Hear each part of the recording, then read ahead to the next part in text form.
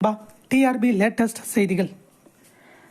அரசு நகராட்சி மேல்நிலைப் பள்ளிகளில் முதுகலை பட்டதாரி ஆசிரியர் காலியிடங்கள் பட்டியல் தயாரிப்பு. டிஆர்பி தேர்வுக்கு விரைவில் அறிவிப்பு. ஏற்கனவே 200 இடங்கள் நிரப்பப்படும் என்று கூறியிருந்த நிலையில் இப்பொழுது காலிப்பணியிடங்கள் எண்ணிக்கை உயரப்போவதாக தகவல்கள் வெளிவந்துள்ளன. வாங்க பார்க்கலாம்.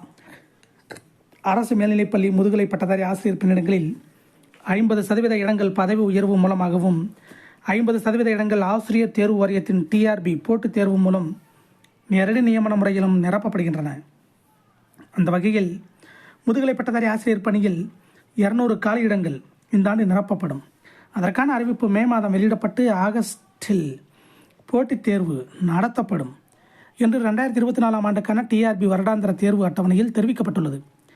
இந்நிலையில் அரசு மேல்நிலைப் பள்ளிகளில் வரும் ஜூன் 1 நிலவரப்படி காலியாக உள்ள முதுகலை பட்டதாரி ஆசிரியர் பணியிடங்களின் விவரங்களை பள்ளிக்கல்வித்துறை கோரியுள்ளது. இது தொடர்பாக பள்ளிக்கல்வி இணை இயக்குனர் மேல்நிலைக் கல்வி அனைத்து மாவட்ட முதன்மை கல்வி அதிகாரிகளுக்கும் அனுப்பியுள்ள சுற்றறிக்கையில் கூறியுள்ளதாவது: அரசு நகராட்சி மேல்நிலைப் பள்ளிகளில் வரும் ஜூன் 1 நிலவரப்படி முதுகலை பட்டதாரி ஆசிரியர் உடற்கல்வி இயக்குனர் கிரேடு 1, கணினி பயிற்றுனர் கிரேடு 1 பணிகளில் நிரப்பத்தகுந்த காலியிடங்களின் விவரங்களை பாடவாரியாக தயார் செய்து மே 10 மின்னஞ்சல் மூலம் அனுப்ப வேண்டும்.